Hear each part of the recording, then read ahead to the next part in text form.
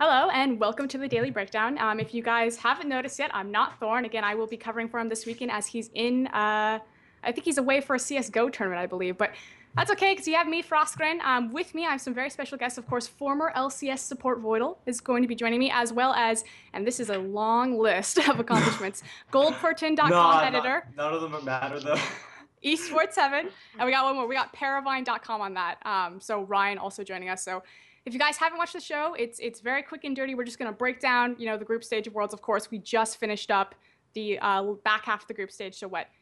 OMG, Samsung Blue, Najin White Shield, and Cloud9. Spoiler alert, are who made it out. So I wanted to start actually with some questions in the context of Worlds, but not directly about the teams. And the first thing that I wanted to start it out with was because there's been a lot of talk about the best of ones, the best of one versus a consecutive series. And I wanted to kind of get your guys' feedback on that because I've talked with some people of would the results have been different had the round robin of these group stages been consecutive games as opposed to best of ones? Because it's very different on how you prepare for these games. I mean, let's take Starhorn Royal Club versus TSM. It was very obvious that TSM made some critical mistakes in overlooking Starhorn Royal Club, which they corrected by then beating them the second time around. If those games had not been spaced out ahead, do you think that we would have seen, you see where I'm trying to allude to? And do you think this gives unnatural advantages, the fact that it is best of ones and the games are spread up as opposed to sets to certain teams? Voodoo, I, let's go first. yeah, I would say that it depends on the team. I would say, like from my personal experience, I can say that the Koreans perform a lot better when they're playing best of fives or best of threes, especially in scrims. Or that the first game, especially in scrims, they so to say try the water. If they see that we have some really priority pick that we always go for, they will just ban it, and then they will keep going for their priority picks. You might think that you can maybe ban their priority picks, but that doesn't work because they have so many talented players who can just adapt. And if you try to do some new strategy, yeah, it can work in a best of one, but good luck doing that in a best of five. Next game, it just won't work anymore.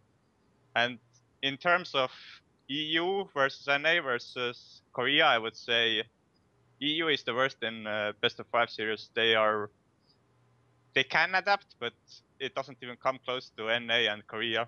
From in general, I would say like NA is the second best in strategy, and Korea is the best, and EU is like third, I guess. Ryan, I mean, do you agree?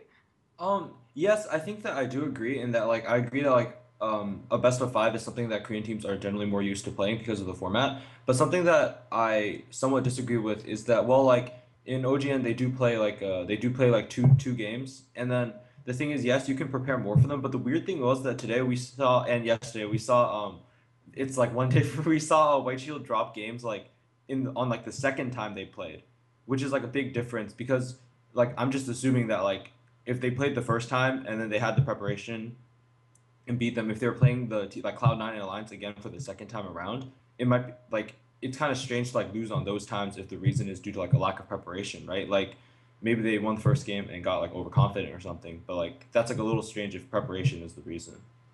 I'm glad that you brought up the obvious Cloud9 Najin White Shield, since it was probably the closest that we had of two teams playing initially back to back. So then, of course, I think this has already been answered, but just to go a little bit deeper and take one step further with this. So as we move into the quarterfinals, these best of fives, do you think that, because there's been a little bit of trepidation, Western fans backing up and saying, Samsung Blue was defeated. We saw all of these upsets. The Korean teams aren't performing. Like, there's no longer that big Korean hype dominance. Do you think that that's going to completely change gears as soon as we get into best of fives and the Korean pick and ban phase and their superior strategy and their adaptability? I had Alex Itch and Nuke Duck both say that the European teams, just like what Voidle was kind of alluding to, are incredibly behind on how quickly they adapt to things. Do you think this is where we'll start to see really the Korean dominance take over and the narrative will change back? Yeah, I have to really agree on that one. I think that one thing that really sets apart Korean teams from others is their ability to change pick and bans in like the middle of like so like between game one and game two they'll like change pick and bans, and then that type of like strategic adaptation I don't think it's really like caught up as far in the West yet. Like even for example if you watched like for example the NALCS playoffs, like you notice that like teams were like kind of getting there in picks and bans, but like what really sets apart teams is like they know like like for example, if you bring out a new pick in a best of 5, a lot of times you don't actually need to ban out that pick. You just need to play around circumstances such that that pick won't come up. But a lot of times, a Western team will just straight up ban that pick, which is like kind of what the team wants because they're like kind of baiting you into spending a ban on a pick that they weren't actually planning on using again. And then actually that's what surprised me so much about White Shield banning Rammus in the best of 1. Like that was actually kind of bizarre. I was like Rammus like, and then they let Shook have Lee Sin in that one.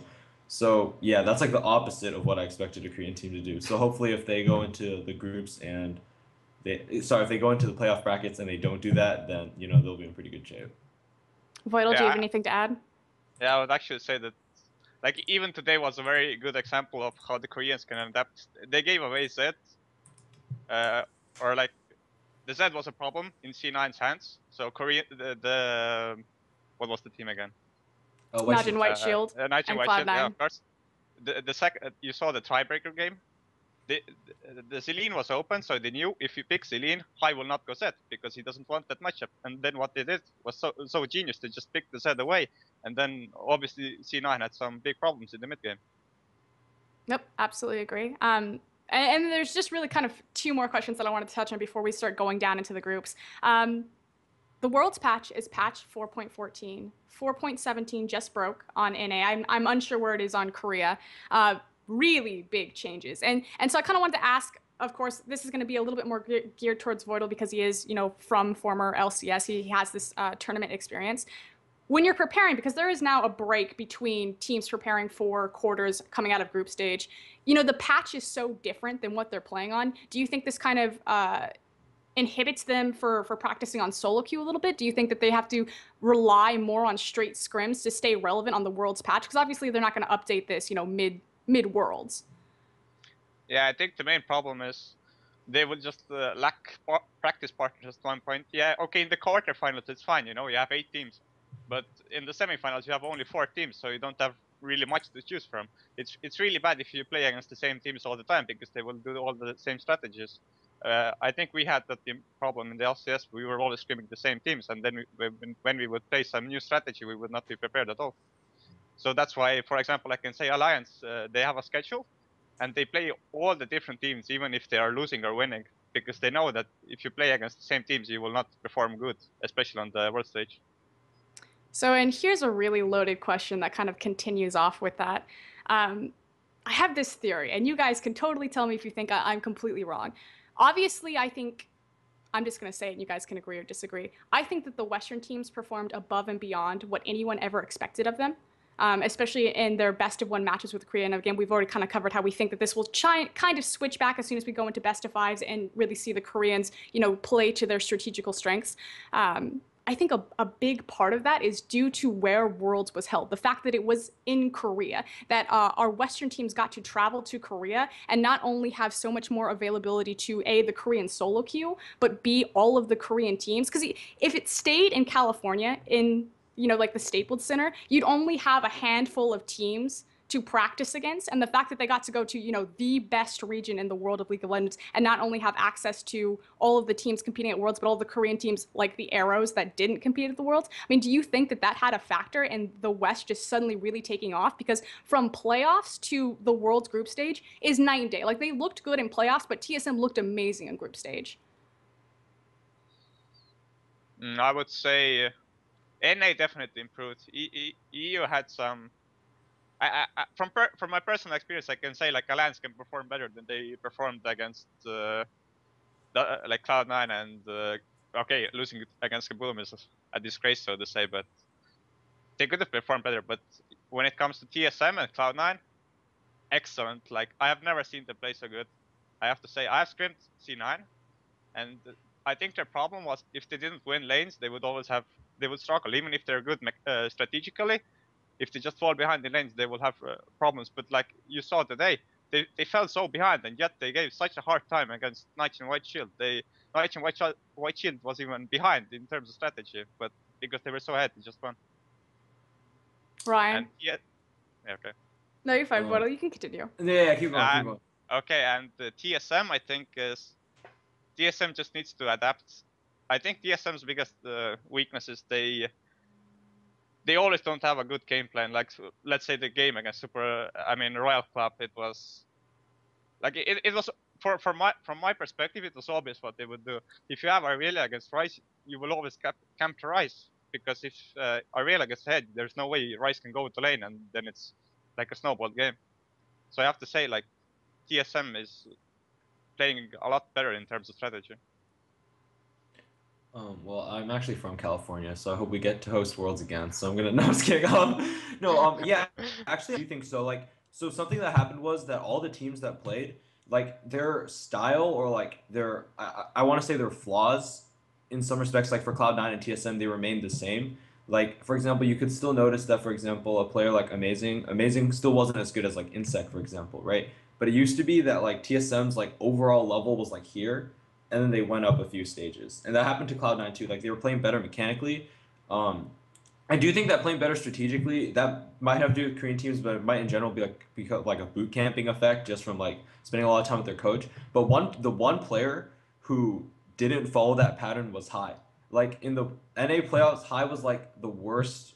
He was like the worst like version of himself ever. Like, he just wasn't doing like anything. He was being completely dominated. And then in these games, it's like Goong and Froskurinn are actually really good, and then he's just like stepping it up, and he was playing well, and he was being a really big carry for Cloud9. Like on his Zed's like pretty OP right now, and it's also a high signature champion, and on his Zed he was just like doing incredibly well the first game of the day, like where the one where Cloud9 won, and I noticed that Monte kept talking on like he mentioned a few times like yeah, like High's been like the one who's grinding Korean solo queue the most, and like you can clearly see the improvement in his mechanics. Like that guy's gotten a lot better.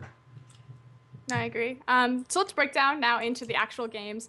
First game was Kabum versus Cloud9. I mean, if you guys want to touch on that, I think it was definitely one-sided, and I feel like the game that everyone wants to talk about with Kabum was the Alliance versus Kabum game, which Kabum probably had the best game of their entire careers against that. But just initial thoughts, because I could tell like there's a lot to talk. Wait, this is Kabum versus Alliance, right? Kabum versus Alliance. Okay. Like, what happened? If you had to pinpoint a mistake that Alliance made, like the biggest one and the biggest factor, whether it be in pick ban, a specific champion, a specific player, like where would you put the fault? Where did the levee break? When Kabum banned Alliance. Sorry, when Kabum banned Irelia. Sorry. Those two, they're just so linked. They're so linked. That's just what. When Kabum banned Irelia, Froggen should just dodged. Like, cancel champion select queue. Like, can't lose 3 LP, can't play at Worlds for 1 more year, because that's basically what happened when they got into. But I feel like, why is it that on the world stages, I feel like Wicked got ridiculous amounts of Aurelia throughout the European LCS. Why did it take a Brazilian team to finally say, you know what, maybe we shouldn't let this guy? And do you honestly think that it was just on the Aurelia ban, or did it have something to do? Because there was a lot of mistimed Zanya hourglasses as well as Kale interventions ult. So yeah, so the way I see it is, Wicked is normally like he's like a pretty like, I actually think he's above average in Europe but below average like internationally. But I think that when he's on Irelia, he can go toe to toe with anyone. So like he's like here normally, and then with Irelia he's here. But with Kale, he's like right here. Like people could honestly see that coming too. Like I noticed on Twitter, like he picked Kale, and people were like, "Oh my god, like no Wicked Kale, like no." And like I was like, "Come on, man, it can't be that bad." Like can't be that bad. And then I watched the game, and like it just didn't. It honestly like didn't seem like he was comfortable on Kale at all. Like this is more of a theory, but I honestly think that Alliance thought that they may have had their ticket out of groups punched already, and they were like, like maybe we can experiment with this great comp, like Kale and Fizz. Like I'm digging it. Like let's try it out in Kabum. And then it was like, oh my god, like sorry Alliance, but rest in peace. Like famous last words, because they didn't look comfortable playing that comp. Like not just Wicked, but Froggen, like he has a good Fizz, but the two like working together, like the point of the comp was for Kale to ult onto the Fizz, nullify damage. Fizz just goes in and just like eats everyone up. But then what happened was Frog would go in and he'd be like, I'm gonna use my Zanyas, and Wicked's like, alright man, I'm gonna use my intervention, and then like that just like completely destroyed the point of their comp. And like I think that was like their critical mistake. They played a comp that they weren't familiar with, and it clearly showed. Voidle, what do you think? It was so horrible on so many levels. Like, okay, the first thing I definitely agree is I do not understand how Wicked can even play Irelia. If you watch his matches, when he has Irelia, he gets camped and he still goes even, or he even wins. So I don't understand how he can even get Irelia in the World Championships. But like from personal experience, if he gets Irelia, it means that you will not win top lane, because the thing with Irelia is you can play aggressive and just run away from a gank. You stun the enemy jungler who is full HP, so you will not die. As well, Irelia of course snowballs so hard, and like there's not much you can do against it because of the stun and the CC reduction.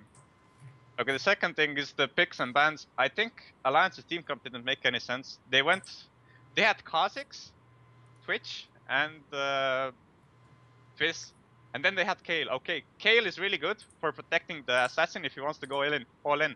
But if you have 3 assassins, why? Like, I don't see the reason for going 3 assassins. If they had like Orianna or Ziggs mid lane with Twitch, it would be perfect. Twitch goes in with full DPS, Kale will ultimate Twitch, and at that point, Kabum has 2 choices. They just run away and lose HP and lose the objective, or they try to fight, but it will be really hard because Twitch has so much damage and you will have no HP left. So I just don't see the reason for the picks. Also, not to mention, like, there were a lot of individual mistakes, like Nif got caught mid lane when he was trying to ward, and like the synergy was not online as well. I remember Taps was trying to clean the top 5 turret with Twitch ultimate, and Nif was like, maybe I should run and lantern, when he should have actually just peel away the Elise, so Elise couldn't have killed her. Like, there were I don't know what happened to Alliance. Like, I don't think Alliance is usually a team to tilt, but there were a lot of like desperate moves. For example, when Froggen was 4-0, he just jumped on Morgana alone and died at Drake, which was very unusual, I guess. So here's the question. I don't think anyone could deny that Kabum, again, played probably at the peak of their performance, above like what anyone expected of them. But it feels like, you know, everyone's calling these groups like a coin toss. It's pretty much 50-50 what team is going to show up. So my question then comes to, did Alliance ever play at their peak performance? Was it in their Naj and White Shield complete shutout game? And likewise, did Naj and White Shield ever play at their peak performance? I think we can definitively say that Cloud9 certainly showed up, but let's go with the EU teams. Alliance, Fnatic, and we'll throw in a Korean team, Naj and White Shield. Did these teams ever play to the best of their ability in these group stages? Oh wait, hang on. Can you hear me right now? Mm-hmm. I was just checking. Okay, cool. Because for some reason my Skype, like, the interface is frozen, but I can clearly see you guys in the camera. So I'm like, okay, it should still be working. All right. So yeah, in my opinion, I think that watching Alliance play, they had, it was a strange experience for me actually. Like, I heard that Tabs was dealing with some he was dealing with like really bad jet lag and like some issues, and it honestly kind of showed, because for me, Tabs is like the second best player on Alliance. Like, he's like a big carry, like he's gonna do his job. But then I really didn't see that this tournament. I think that before people were talking about how Froggen, like his style of like more like passive farming in lane, and then like going aggressive like in the team fights and stuff might not be enough to carry Alliance. And I don't think that's entirely true, like in general. But I think that at this tournament, it was like there was like a grain of truth to it. Like, I don't want to say it was true, but I think it was like partially true. But one player who surprised me beyond belief was actually Wicked. Like, before the tournament, I remember thinking that Wicked might actually, After you just tore him down? Okay, let me. I'm trying to defend his honor here. Let me, because in my mind, you can't like have like one like really bad game that lost your team at Worlds make up for the fact that all the good games you played that put your team into a good position at Worlds, you know? And like that guy, when I was like, okay, like Balls is so good, Save is so good. Like, these guys are the best tops. Wicked's gonna get his head kicked in, and then what happened was he's like, no man, I'm gonna pick Irelia, and then just like solo kill Balls. Yeah, he just picked Irelia and just solo killed Balls. Like he got the gank, and then he like, in my opinion, he hard carried their game against Cloud9, like the game that they won. Like, yeah, so I have to give him credit for that. I think that like his problem had to do with like champion pool. So I think the overall Alliance had like some issues that just hindered them from being like at their peak form this tournament, and it's kind of sad because I think Alliance is like a really cool team, and they should have had like the chance to advance. But Fnatic, yeah, wait, sorry. Oh no, I was gonna say. So he says that Alliance was never at their peak performance. Voidle, do you agree? Was Alliance ever at their peak performance? They had a perfect game against Naj and White Shield. Well, yeah. okay, you can say it was a perfect game, but you have to also mention that they got all of their comfort picks, Wicked and Aurelia and Shook and Lee. And I can tell you, when you're scrimming against them, those champions are 100% perma-banned because everyone knows that's their, so to say, it's their playmaking champions. The thing with Shook is, when you play against Shook, you have to make sure he doesn't get Lee Sin, because Lee Sin is the best champion to make plays, and it's the best champion to snowball. And that's what happened in the series. They just snowballed, and it's really hard to come back against that comp. And they also ran Rise against Aurelia, and they got again punished for it. So I don't know, like, I think people are disrespecting the Alliance very much. Like, they should not give comfort picks, and it's not hard to do the research, because if you watch the USS games, Shook almost never gets Lee Sin. Yeah, these players also spend a lot of time talking about how they really like playing Irelia and Lee Sin. So like, you can just like listen to an interview and you're like, oh man, dude, maybe I should ban those guys. But the White Shield's translator must not have been around or something, because it didn't happen. Let's talk Samsung Blue versus Fnatic. Now, of course, Fnatic beat Samsung Blue the first time, which was the huge upset of probably this group stage. I don't know what was worse, the Fnatic versus Samsung Blue upset or the Kabum versus Alliance upset. I think they were both pretty equal right there. One team ended up not advancing, so.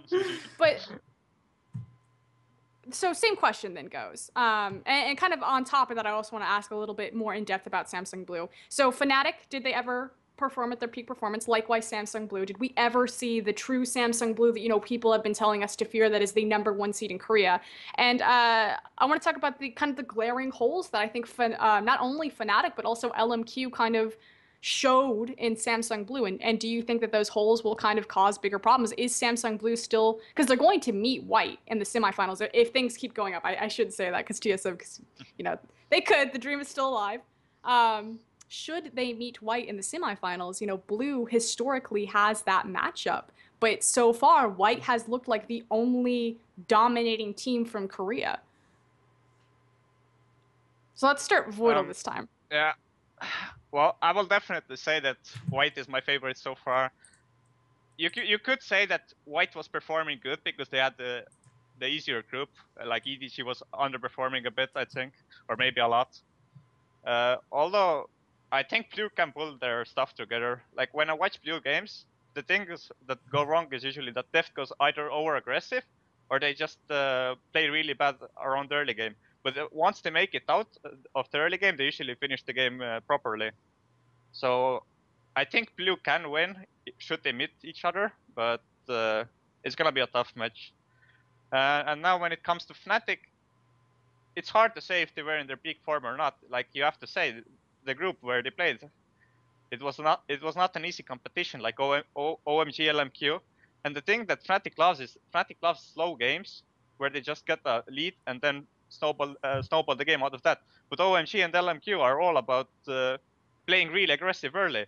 So the thing what happened is Fnatic just messed up at one point, and OMG and LMQ kept forcing stuff. And that's why I think why Fnatic had like the worst group where they could have possibly landed. I think if they went, for example, let's say against Cloud9 or Naichi and White Shield, they would have had a better chance. Do you think, and I'm glad that you brought up kind of a stylistic piece of Fnatic, do you think that they were the perfect team crafted to beat Samsung Blue, to have an upset there because of the nature of their play style? I think so, but like the game comes down to consistency. The problem I saw was that Sowas was really, I don't know. All this hate on these top laners. No, I don't hate him, but like, what can I say? He underperformed really hard. He was doing really random mistakes, and that really cost Fnatic a lot this World Championship, sadly. Ryan, do you think Samsung Blue's early game, did they ever perform? Will they be the team that we need them to be, or that Korea expects them to be? Wait, quick pause. Thanks for mentioning that Voidle would be speaking. Like, I actually can't see you guys on my screen. Like, I have no idea like who wants to talk or what. So I'm like a blind man here. But okay, so actually, could you repeat the question? It's Samsung Blue's early game. So Fnatic beats them, and then, you know, they were really also exposed against LMQ. I think those games were much closer than people had anticipated coming in. Do you think that this exposes a weaker Blue than, you know, Korea and the world was expecting? Do you think Blue has a chance to go down either A, to White, or even B, before White? Although they're facing OMG, and OMG is Well, I think Oh no, that, they're not facing OMG. They're facing Cloud9, Uh, and Cloud9's yeah. looking really good. Actually, well, I think that Blue's big weakness actually is they're not the best against a very active jungler. So, like they lost the first time they looked really vulnerable was against Cacao, and like Cyanide is I'm not gonna say Cyanide's as good as Cacao, but one thing Cyanide is really good is like he'll put so much pressure on the map and he'll be like, oh man, like I'm rocking that 10 CS, and he'll just like walk around like 10 minutes, and then Spirit has like 100, but it doesn't matter because Peke has like 8 kills or something like that. There's just like an example, but like yeah, like I also think that XPeke, like this tournament, it's a shame that Fnatic's not advancing because this tournament was like the tournament of like his life. Like that guy just played so good every single game. Like, and he actually plays really good at like all the world. Like that's like part of his legacy now. Like even if he net doesn't like I don't think he's gonna win another world championship or anything like that. But like he'll always be like a clutch player who like came through like whenever Fnatic needed it the most. And like it's a shame that he's not advancing because I thought that I was somewhat unimpressed by Soaz. I think that his Rumble he was pretty like uncomfortable on that champion, which is a surprise because he normally can play everything. But ex Peke, like in particular, like he showed up just every single game and brought it, and I think he was a big part of what he. I also feel like he keyed the win against Samsung Blue. That's surprising to say. Like ex Peke is gonna beat up Dade, guys. Like no, like that's not gonna happen. Wait, like it actually happened. Like I don't know how it happened, but it did. And um, as much as it's about Samsung Blue's like failings, I also think we have to give a lot of credit to Fnatic, in particular ex Peke. Like that was a really amazing game, and it was in line with his tournament performance. So I'm glad that you brought up a lot that, XPEC really showed up for you. So I'm going to give this one to Voidle since I think you just asked or answered the question that I was going to ask. If you had to pick a player, Voidle, of who performed the best in these group stages, who would you give it to? Like, who's your MVP? Whew, good question. I would honestly say Dade performed really well. Like, yeah, even though he just praised Xpeke, I would say aside from that one game where Xpeke soloed Dade has been performing really well. I don't think I can remember a single game where Dade made a, so to say, crucial mistake that would cost a game or would give the enemy team an advantage. He was always performing, and when he was counter picking, he was usually like winning 1v1. I remember when he killed Xiao Wei Xiao 1v1 with Oriana. So I would say he has forgotten his last year and is trying his best to prove that he deserves to win. Excellent.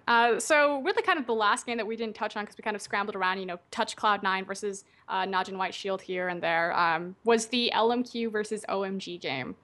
And obviously the first time LMQ, I wanted to say LMG because it's like the merger of their names. The first time LMQ met OMG, of course, they beat them pretty convincingly. OMG had a terrible first day, manages to come back on the back half of the 2 days, ends up leaving the group, which I personally didn't expect. I don't know if you guys expected much from them. I wanted to ask you guys about OMG's ramp time and kind of what the overall thoughts and consensus from you guys are about that team, because there's not a lot of information known about China, obviously, but how do you think that OMG performed?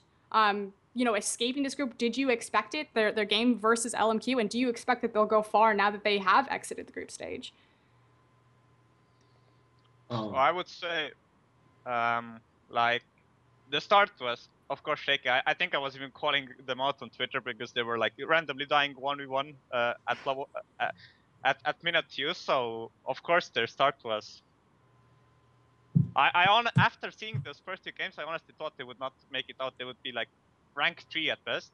But I would say they started performing better, and other teams performed a little bit worse, with the exception of Blue.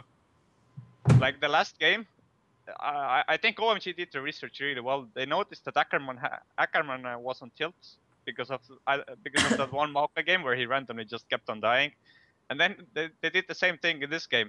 They just kept abusing Ackerman, who was on top lane playing Lulu, and I think they killed him like 3 times because he was just so unfocused and didn't properly ward, and from that they just snowballed the game.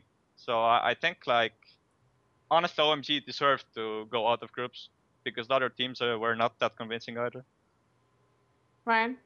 I actually translated an interview recently that in this interview, the guy's like, he's talking to Dada777, and he's like, yo man, like, what's up with these hand warmers? Apparently he's like carrying like a bunch of hand warmers around.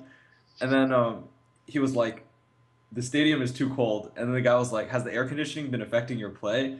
And he was like, it was affecting me a lot the first day, but no longer. So I think maybe the hand warmers played a big part in OMG's like resurgence back to the top. Like, so no, but in seriousness, I think that what happened was just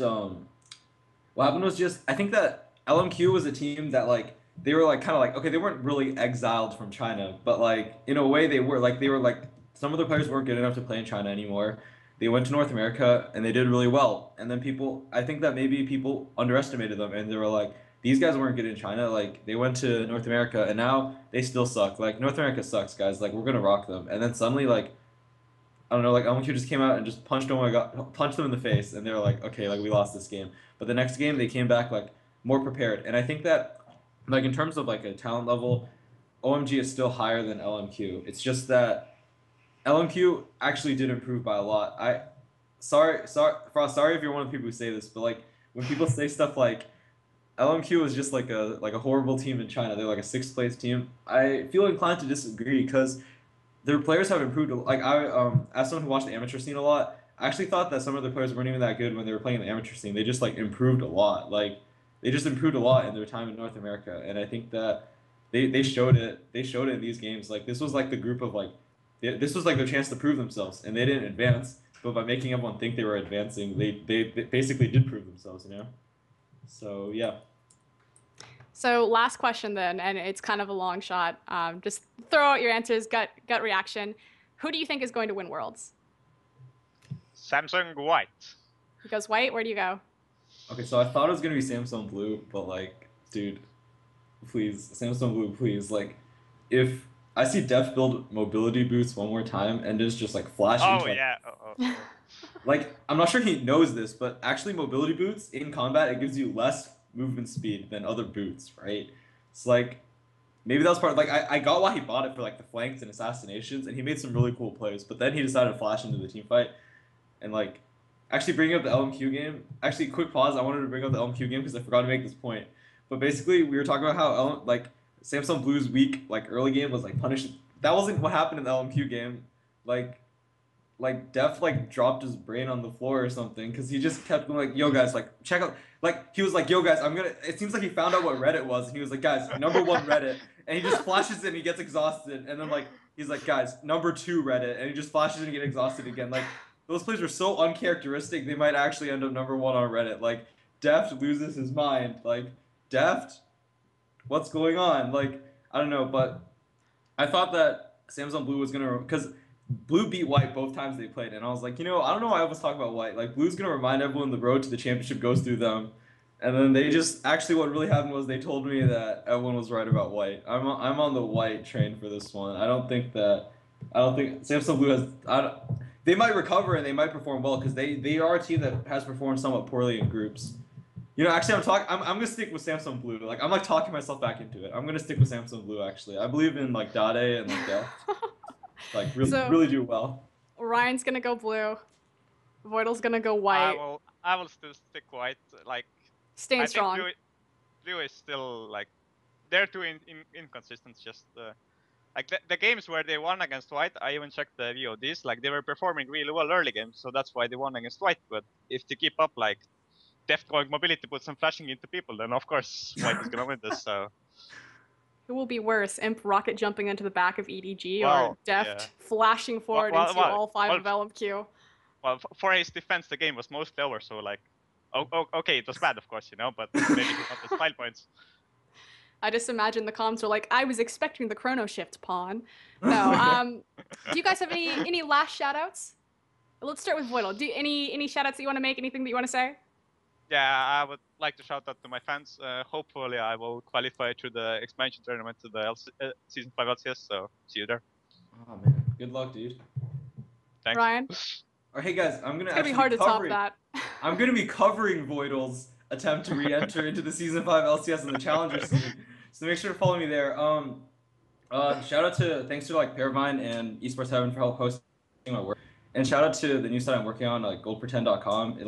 Everyone come check it out. Our site looks incredibly ugly right now, so you can at least like look at it and laugh. But basically, you can like post your content on, and like we'll pay you like a big share of the ad profits. So yeah. And and thanks to Frost for having me on here, by the way. Sorry. And I was just about to say thank you so much for our guest for coming on and talking about the world's breakdowns. Of course, I am Froskurinn. I don't think I'll be here next time. It should be back to its regular regular host of Thorn and a new mix of guests. But otherwise, you can check out all of our, the Vanna White, all of our League of Legends information on ongamers.com.